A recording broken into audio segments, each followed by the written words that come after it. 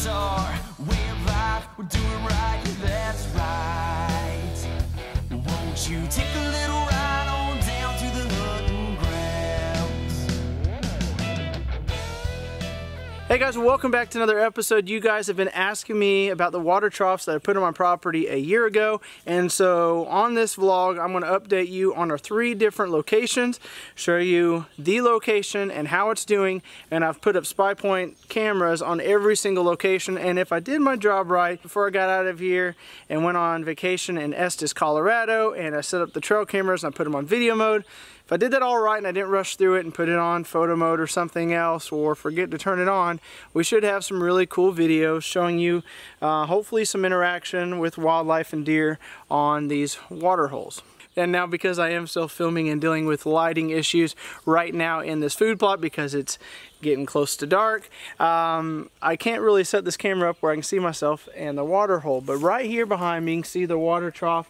This is located right here in the candy shop food plot. You guys saw us a year and a half ago or so come into this standing, huge timbered ridge, came in with bulldozers, cleared it out, and as you can tell back behind me, it's a very, very lush food plot filled with clover right now. It's a very rocky area, and we won't talk too much about the food plot because I've talked about that in other vlogs, and we'll do some more updates later in the summer and talk about more about the food plot. But the way we've got this set up, we've got the redneck blind, probably only about 45 yards, maybe 40 yards from this water hole. All these water holes that you're seeing are gravity filled water holes. So the way I've designed them, I dug out these holes and placed them in where just natural rainwater on these slopes here on our property will gravitate down and they'll fill up these water troughs. So I don't have to come out here with a water tank and fill them up all the time. Now I also made sure the locations that I put them in that was possible to do so. So in case these were dry and we just never got any rain to fill them back up, I wanted to be able to get the truck, get the water tank, and be able to come in here and fill these up. This one's done exceptionally well. We have seen a lot of deer activity around it. You get a lot of coons around it and coyotes and just about everything, hawks and squirrels. Not really knowing what I'm going to be seeing on this trail camera, but I'll start showing you guys that.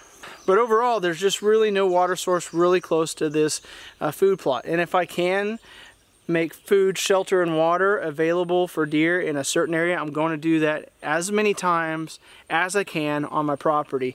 It just makes it where you're able to hold a lot more deer, because I've seen it before. Before I put any standing water sources on this property, during the hot parts of the summer and even going into the fall, if we're in drought-like conditions, my deer were finding water sources and those were off my property, and I saw the deer activity, I saw the deer numbers drop drastically just because they were traveling to other properties. So I've solved that problem. Now we've got our wet springs. We've had a really wet spring and a wet summer so far, and so these springs are running on my property down in the bottoms, and then I've also got these water sources here. So it's going to be interesting to see how much the deer are using this right now, because we're just now really starting to dry out here in the southwest corner of Missouri. So we'll see, but this is a great spot. It's got great opportunity if a deer comes in to take a drink of this, to get it right there from the redneck blind. Like I said, it's got everything that a deer wants right here in this food plot, and it's worked really, really well. I've not seen this one run dry, and now I'm going to go show you our largest one, and then we'll go to Rebel Hill and show you one there that gets the most activity of them all. Alright guys, so we're here at the largest water tank here on the property. This is a 625 gallon Mega Daddy water tank. As you can tell, it's actually placed in this area where probably back in the 70s someone had dug a pond in here. Who knows if it's ever held water, because our soil is so rocky here. And let's be honest, I could have come in and spent thousands of dollars and redug this pond and rebuilt it, and maybe even brought in bentonite, and who knows if I would have even gotten it to hold water like I wanted to. So I wanted a guarantee, so I went to Tractor Supply, picked up this 8-foot by 2-foot water tank here, dug it into this hillside. It's right here in the redneck food plot. As you can see, it's got a really nice big slope that gravity feeds right down to it.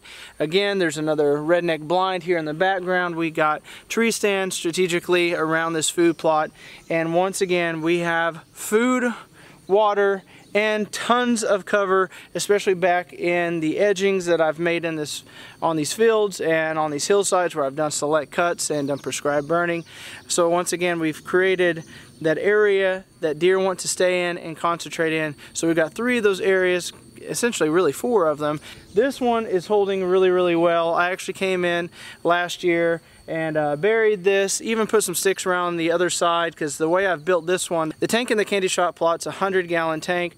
This one's a 625-gallon. The one that's in Rebel Hill is a 50-gallon.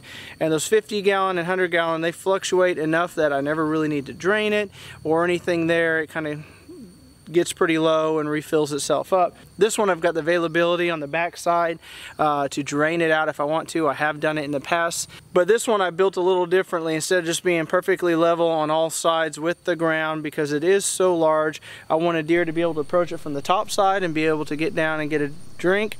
And on the other side, I've got it where the deer can walk right up to it and almost be at chest level and easily bend down to get a drink. So I got a couple different ways to approach this water tank. Not really sure which one's the favorite, and we'll have to look at the videos there on the spy point, but this one is used really regularly. You'll also notice in these water troughs, I've gone in with a log and I've put a log in there. I've cut a notch in that log so it does hold it up on the side. Anything that falls in there is able to hopefully climb onto that and climb out. I've seen coons get on it and actually climb down and fish for frogs and tadpoles and everything else.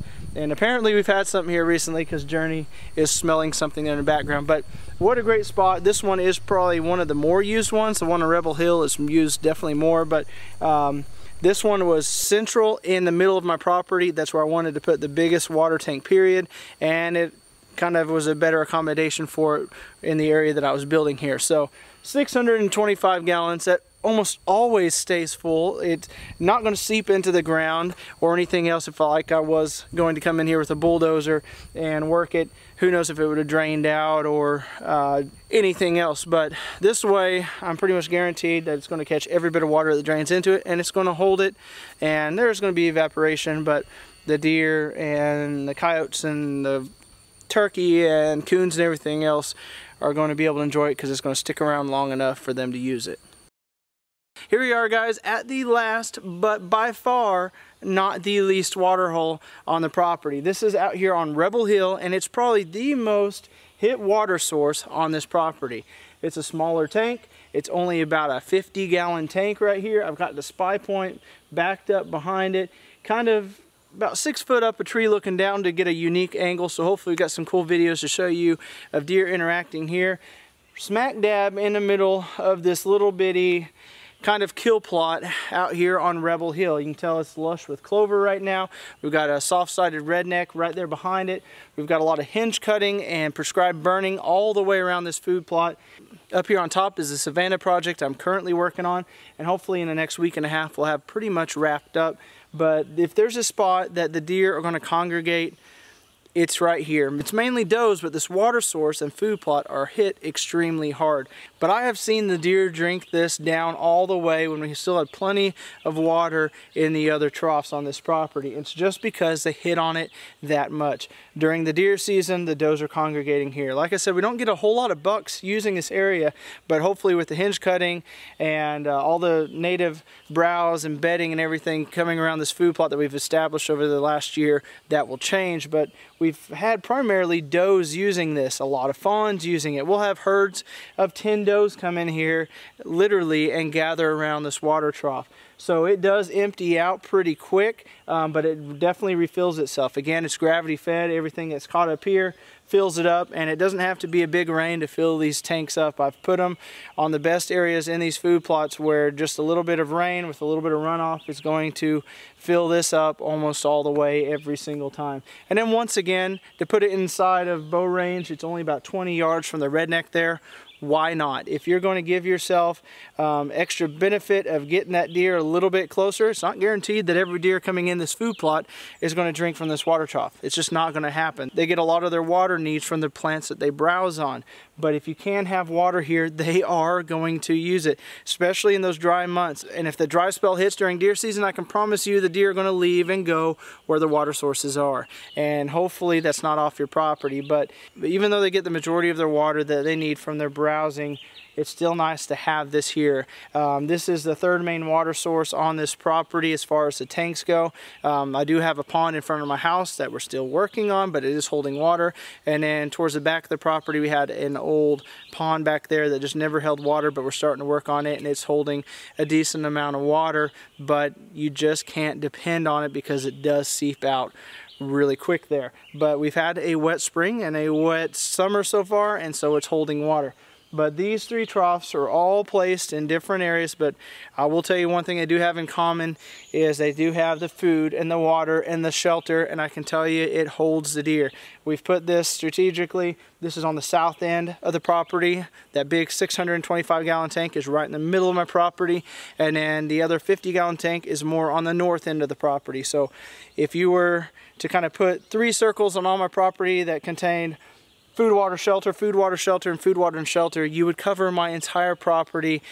Just make sure that we're going to hold a lot more deer on this property. So hopefully this gave you guys some ideas. It does not take much work.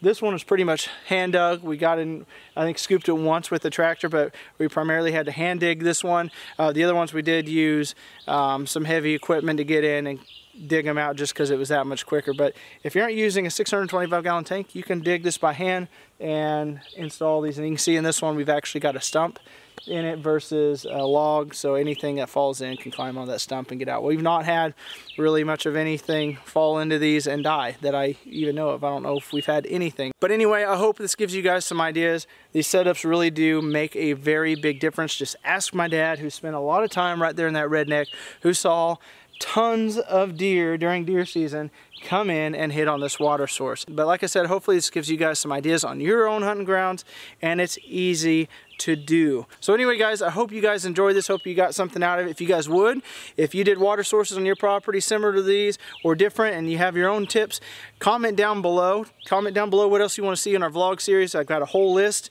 and I'm ready to add to that list and start knocking them out for you guys. Do me a favor and give a big thumbs up, and make sure to subscribe so you don't miss a single one of these vlogs, because we're cranking them out left and right, and I'm on fire right now, and I am ready to get a lot more out there to you guys here in the month of July. So guys, until next time, have a better than average day.